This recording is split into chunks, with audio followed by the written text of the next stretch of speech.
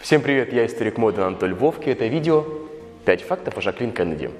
Сегодня мы с вами поговорим об этой уникальной женщине. Мы поговорим сегодня об ее стиле, поговорим об ее жизни. Ведь этот человек по-настоящему достоин того, чтобы о нем не забывали. Да и сама Жаклин Кеннеди всегда хотела, чтобы ее имя осталось навсегда, осталось прочно в истории не только Америки, но и всего мира. Факт номер 1. Жаклин до Кеннеди. Настоящая фамилия Жаклин была Бувье. И нужно сказать, что Жаклин родилась в достаточно богатой и обеспеченной семье, что позволило ей, в свою очередь, своевременно получить правильное и фундаментальное образование. Жаклин была всесторонне развитой девушкой. Она увлекалась литературой, она увлекалась музыкой, она увлекалась искусством, что, в принципе, не помешало ей получить образование в сфере искусств. В качестве специализации она выбрала французскую литературу. Нужно сказать, что, будучи еще совсем юной девушкой, Жаклин отправится в Париж, где будет совершенствовать свой французский язык, будет изучать французскую литературу и будет приобщаться к культуре Франции, что, в принципе, в дальнейшем это будет крайне заметно, когда она будет устраивать по-настоящему грандиозные ужины в Белом доме. После окончания учебы Жаклин Кеннеди устраивается в один из журналов, где, в принципе, она писала небольшие статьи. Она, отправляясь на улицу, задавала людям различные вопросы, фотографировала их и делала подписи вот в том журнале, который нанял ее на работу. Именно она осветила такое событие, как коронация Елизаветы II в 1953 году. Вот здесь будет у вас видео, ссылочка. 5 фактов о гардеробе английской королевы. Обязательно посмотрите это видео. Там я как раз таки рассказываю очень много интересных деталей и о коронации, и, конечно же, о том, что носит Елизавета II. Какое-то время Жаклин Бувье работала, внимание, в журнале Vogue. Полгода она проработала в американском Vogue как младший редактор. Затем она перешла уже во французский Vogue, работала там тоже недолго. Но нужно сказать, что все знания, которые у нее были, позволили ей выделиться среди всех тех девушек Америки, которые могли стать потенциальной первой леди. Вся та культура, все то образование, которое она получила, впоследствии помогло ей выделиться на фоне миллионов американских женщин, потому что Жаклин Кеннеди действительно в себе воплощала настоящую европейскую аристократку. И отчасти эти знания позволили ей стать первой леди государства. А это уже второй факт. Жаклин уже Кеннеди. Ничего не предвещало того, что Жаклин Бувье однажды могла стать Жаклин Кеннеди, супругой самого молодого американского сенатора. Нужно сказать, что их связь до свадьбы длилась 2 года. И в первую очередь Жаклин очаровала отца Джона Кеннеди. Будучи человеком крайне умным и прагматичным, он прекрасно понял, что именно такая супруга позволит его сыну сделать политическую карьеру. Ведь когда рядом с политиком вы видите образованную, стильную, грамотную женщину, вы действительно доверяете этому человеку. Супружеская жизнь, идеальная супружеская жизнь, отчасти это залог политического успеха, потому что если человек может навести порядок в своей семье, то, вероятнее всего, он наведет порядок и в стране. Ну, действительно, это так. 12 сентября 1953 года Джон Кеннеди и Жаклин Бувье поженятся. Свадебное платье Жаклин Кеннеди настолько полюбилось американкам, что они еще несколько лет выбирали фасон этого платья в качестве своих свадебных платьев. Именно это платье-абажуры появится на первых полосах различных газет, журналов, что и привлечет внимание к Жаклин Кеннеди. Ее по-настоящему первое внимание прессы, которая впоследствии не будет ее отпускать ни на шаг. После того, как Жаклин стала супругой Джона, у него были все возможности для того, чтобы баллотироваться на пост президента США. И вот это случилось. И Жаклин Кеннеди в этом ему помогла, потому что многие американки видели в ней идеальную женщину. Идеальную женщину с идеальными манерами и с идеальным воспитанием. Она призывала голосовать за Джона Кеннеди на английском, на испанском. Queridos amigos, les habla la esposa del senador John F. Kennedy, candidato a la presidencia de los Estados Unidos. En estos tiempos de tanto peligro, cuando la paz mundial se ve amenazada por el comunismo, es necesario tener en la Casa Blanca un líder capaz de guiar nuestros destinos con una mano firme. Ведь она же была крайне образованным человеком и говорила на нескольких языках. Самое интересное в этой истории то, что Жаклин Кеннеди, став первой леди государства, однажды скажет: президента выбирает вся страна, а первую леди – один человек. Действительно, если президент США для многих является отцом нации, то первая леди государства является матерью государства. Именно этой матерью и стала Жаклин Кеннеди, пробыв в Белом доме около 1000 дней. Факт номер 3. Стиль первой леди.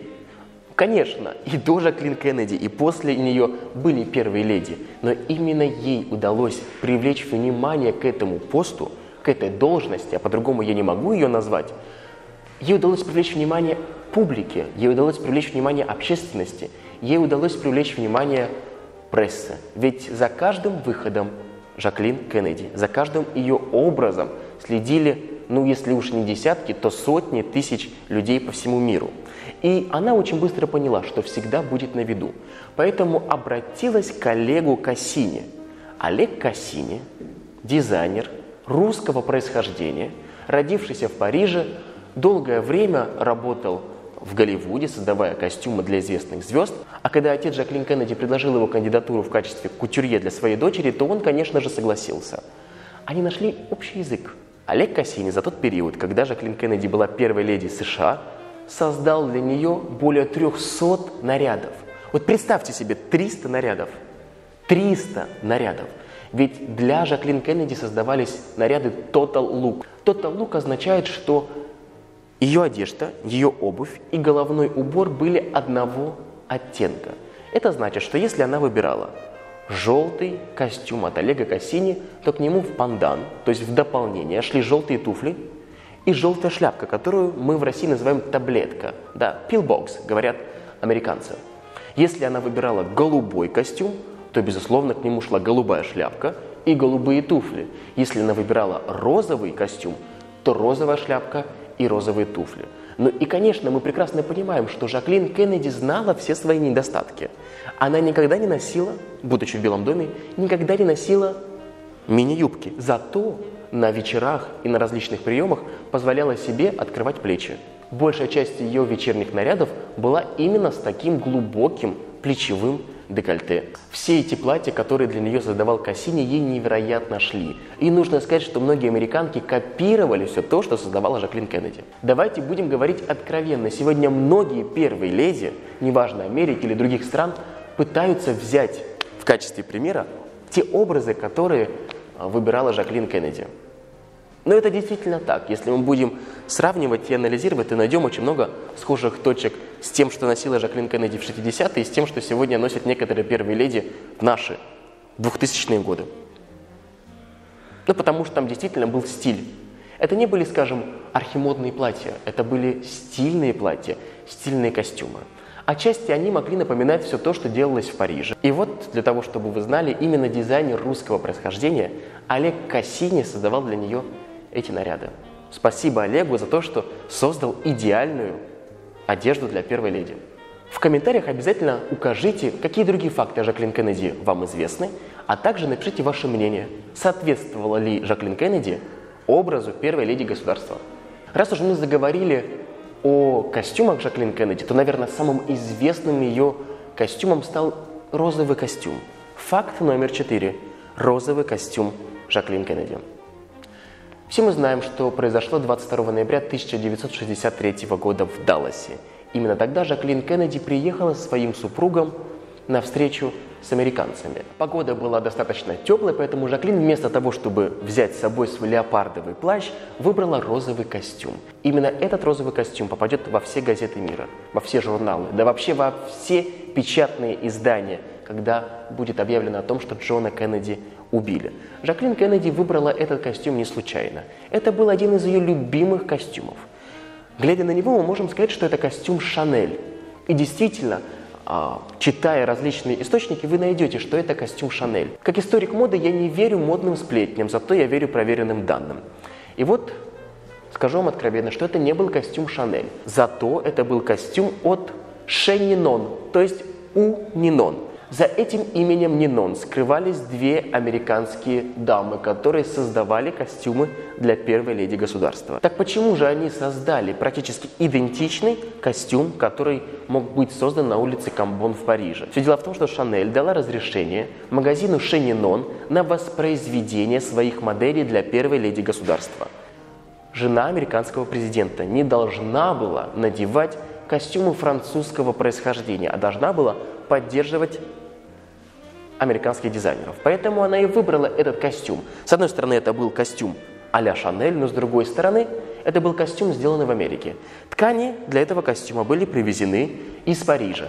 В принципе, как и фурнитура. То есть, по факту, это копия модели, которую Шанель создала в 1961 году. И прежде чем надеть этот костюм в Даллас, Жаклин Кеннеди несколько раз будет появляться в этом костюме на других мероприятиях. И этот костюм действительно соответствовал костюмам Шанель. У него 4 кармана, по 2 пуговицы на рукавах, золотые пуговицы на жакете.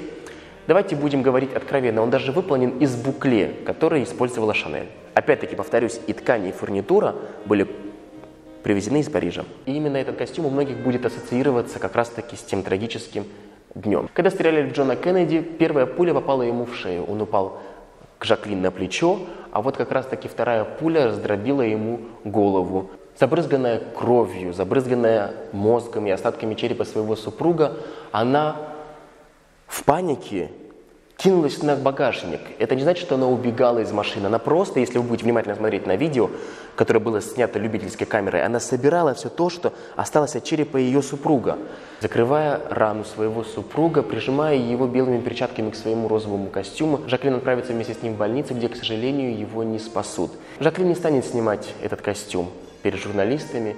Она говорила, пусть все видят, что они сделали с Джоном. Многие люди даже не знали, что этот костюм был розового цвета, ведь печать тогда была черно-белой. Этот костюм сегодня передан наследниками Жаклин Кеннеди американскому государству. Его местонахождение крайне секретно. Нужно сказать, что его поддерживают в специальных условиях. Там нет доступа кислорода, чтобы костюм не окислялся. Нужно сказать, что там 6 раз в день меняется воздух полностью.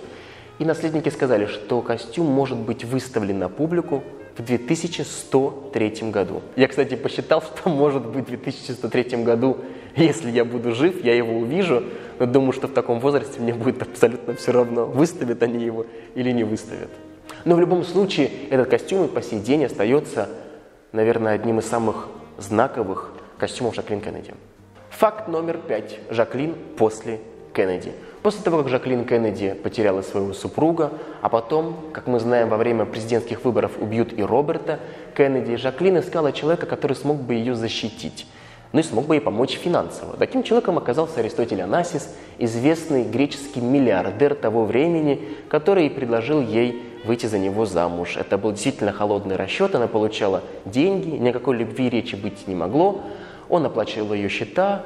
А так мы знаем, что Жаклин была крайне расточительной, и это вспоминал еще даже Джон Кеннеди. Ведь вы не представляете, сколько денег потратила Жаклин на реставрацию Белого дома. Она покупала мебель времен Линкольна, Вашингтона, она покупала различные полотна, она покупала различные предметы интерьера. Да, сегодня многие люди оценивают это как очень важный факт для Белого дома, потому что она принесла жизнь в Белый дом и смогла сохранить историю. Но опять-таки стоило это больших денег. Ну и в какой-то момент даже Аристотель Онасис ей сказал, слушайте, Жаклин, не могли бы вы тратить чуть поменьше, потому что, речь шла действительно о миллионах долларов, там действительно были огромные суммы. Очень много она тратила на себя, на одежду, на свои путешествия, на украшения, ну и, как вы знаете, дальше. Сумочки, туфельки, шарфики, колечки, сережки, ожерелья и так далее по списку. Нужно сказать, что после того, как Онасис скончался, Жаклин получила больше 20 миллионов отступных от его дочери Кристины, потому что Кристина не хотела иметь с ней никаких отношений, никакого абсолютно контакта, поэтому она решила откупиться от Жаклин Кеннеди. Жаклин впоследствии вернется в Америку, в Нью-Йорк и будет работать издателем. То, что ей так нравилось. У нее было очень много денег, но было очень много свободного времени. И нужно сказать, что она начала вести вполне обычную жизнь. Ходила на работу, бегала по утрам на зарядку, люди видели ее ходящей по магазинам, люди видели ее приходящей с работы. Ну и нужно сказать, что Жаклин впоследствии еще раз выйдет замуж. Она всегда говорила, что первый раз женщина выходит замуж по любви, второй раз из-за денег, третий ради компании. Имея больше свободного времени, Жаклин Кеннеди уделяла больше времени шопингу, покупала вещи от Валентина Гаравани, от Гуччи, от Шанель, очень любила вещи Бях де Живанши, и тем самым она все больше и больше закрепила за собой такое звание, как икона стиля.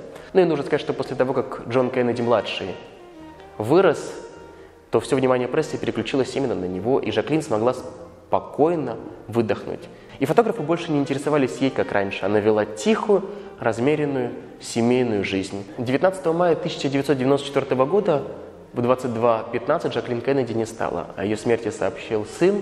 Последним желанием Жаклин Кеннеди было, чтобы ее похоронили рядом с супругом и детьми на кладбище.